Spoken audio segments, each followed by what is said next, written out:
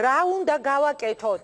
რაში არის გამოსავალი? კიდევ ერთხელ ვამბობ, 1 წლის განმავლობაში ეს არის მე-20 შემთხვევა და ეს უკვე აღარ არის ერთეული შემთხვევები, ეს არის მთლიანად მთელი ერის ტრაგედიად გადაიქცა ლამის. იქ 9 ბავშვი დარჩა უდედოდ, როდესაც მამამ მოუკლა მათ დედა. აქ დღევანდელი ფაქტი, გოგონა ახალგაზრდა ქალი, რომელიც ჩაქოლა სოფელმა და ასე შემდეგ. რა სიტყვით? გამარჯობა. რა ვიცი, რა უნდა ვთქვა, ხა პათოლოგია ეს ყველაფერი. ჩვენ ვართ რაღაცნაირად ესეთ პათოლოგიურ გამოუვალ წრეში მოხვედრილები. პათოლოგიას ქმნის აი ეს გაუთავებელი ზიზღი, რაღაც აუხსნელი და ჩემთვის აბსოლუტურად გაუგებარი აზროვნების ესეთი სიღატაკე, რაც ჩვენ საზოგადოებას დაემართა.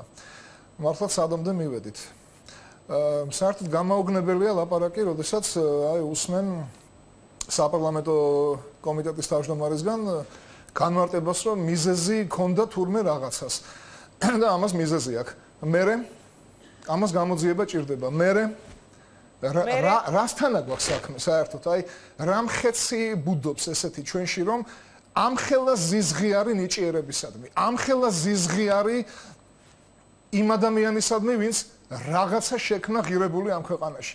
დღეს იცით ვინ იყო თბილისში ჩამოსული? აი ამ დღეს ზუსტად როდესაც ეს ქალი მოკლა მისმა ყოფილმა ქმარმა. მაქსიმ შევჩენკო. ეს იცით ვინ არის? ეს არის ცნობილი ქართველთ მოძულე კაცი, რომელსაც აქვს ღიად გეგმები, აი ესე YouTube-ში აკრიფეთ და შედით და ნახეთ. როგორ უნდა დაიპყროს თურმე საქართველოს რუსეთმა. აი ეს კაცი ხო, აი ეს არარაობა, ეს ნაძირალა შემოვიდა და არის ახლა აეროპორტში. ვის შეხვდა, რატო არ უსვამთ ამას თავი? მე შეხვდა თუ ვის შეხვდა? შეგიძლია თუ გაქვს ინფორმაცია გვითხარი. რა თქვა, რომ გონივრული ეჭვი მაქვს? გონივრული ეჭვი მაქვს იმის მაგრად, რომ გონივრული ეჭვები აცხადოს პრემიერ-მინისტრმა და თქვას, რომ თურმე აფხაზეთის თვით გამორკვევა ყოფილა ეს 25 წელი და არა გენოციდი ქართველი ერის. გამოსახლება ამდენი ადამიანის დახოცვა და წამება, ცოცხლად გატყავება ხალხის. ეს ყოფილა თურმე თვით გამორკვევა. ეს არ არის გზავნილი რუსებისთვის. ეს მთავრობა არ არის პრორუსული ვიღაცა მეტყვის, ეს არ არის მოღალატე ღარიბაშვილი და ივანიშვილი, პირდაპირ მოღალატეები არ არიან ჩვენი მათი მოღალატეობა. როდესაც ამბობ, რომ აი მომძლავრებული აგრესია, უკაცრავად გამორკვევაზე მე ლაპარაკობ პრემიერ-მინისტრი, როდესაც დადის შეხვედრებზე, დადის ევროპაში, შეხვდა ამერიკის პრეზიდენტს და უცებ აი ესეთ გზავნილს გაუშვებს, თითქოს არაფერი. მე იქ თურმე აღმოჩნდება, რომ 25 წელი არის მოკლული დღეს, აი მაკასავით. მაკა როგორც მოკლეს, აი ესე მოკლეს დღეს საქართველოს აი ეს 25 წელი, რის გამოც ჩვენ გენოციდს ვისწავთ. აი ეს არის გაუგებარი კოლაფსი, რაც დაემართა ამ ქვეყანას. მე უბრალოდ ვარ გაოგნებული, როდესაც აი ეს ბავშვი გააუთავეს. იცით მაშინ რა მოხდა ინგა ჩემთვის? აი რაღაცა დიდი და ძვირფასი დამთავრდა ჩემთვის. იქნება ეს დიდი და ძვირფასი რაღაც არც ყოფილა ესეთ საზოგადოებაში, ესეთ მახინჯ საზოგადოებაში, სადაც ამდენი მახინჯი ქადაგებს მორალს და ზნეობაზე მე მელაპარაკება და მე მასწავლიან სამშობლოს სიყვარულს. აი მიმიფურთხებია მე ეგეთი საზოგადოებისთვის და მიმიფურთხებია მე ეგეთი აი ამ ქვეყნისთვის, აი ეს არის, აი საქართველო დღეს, გრუზია. და მე კიდე აი ეს მინდა იყოს სიახლოვე, სადაც ნიჭი იქნება აღიარებული, შეყვარებული ადამიანები ივლიან, პატრიოტები და არ იქნება აი მხელა ზიზღი იმ ადამიანების მიმართ, ვინც რაღაცას ქმნიან და შევჩენკოები არ არიან ამ საქართველოში. კარგი, დიდი მადლობა დათო. თუ შეიძლება იყავი ჩვენთან დარგში, გიორგი მიქან მოისმინე პრინციპში შეფასებები, სწორედ რატომ გეღიმება? გისმენთ. არა, მე მაინტერესებს შენი ერთგვარი დასკვნითი სიტყვა დღევანდელ გადაცემაში და გადავდივარ დებატების მაგიდასთან. კი ბატონო, ნუ ახლა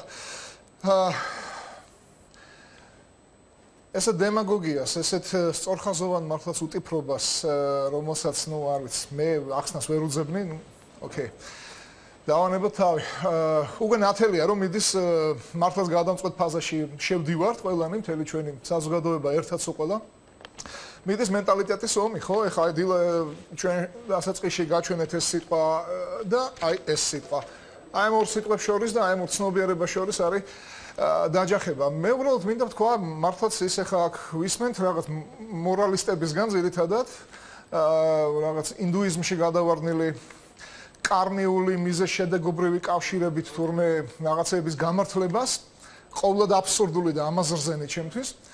და შემიძლია თქვა ერთი რამ, აი ბუნება გვაძლევს მაგალითს, მატლი ირჩევს საუკეთესო ხილს.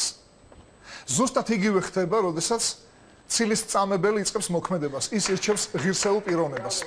ზუსტად ესე ესხმის თავს, ტყვილებით, ჭორით, არა აზრი და არგუმენტით, არამედ აი ესეთი რაღაცა გაუგებარი, მოგონილი საზიზღრობებით, რომელსაც მე უბრალოდ არც ვიკადრებ, რომ ამაზე ახლა კომენტარი გავაკეთო მოკლედ.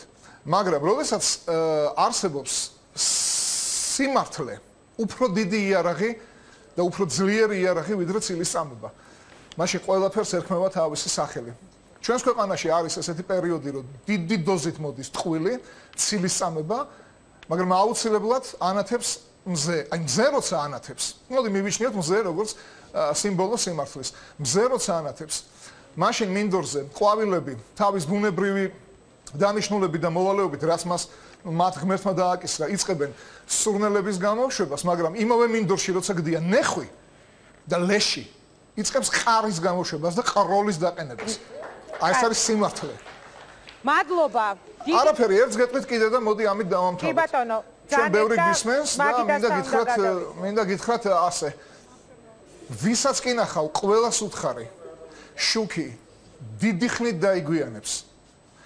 არც სამყაროს ხმა, არც საკუთარი, სანამ არ ესმით ადამიანებს.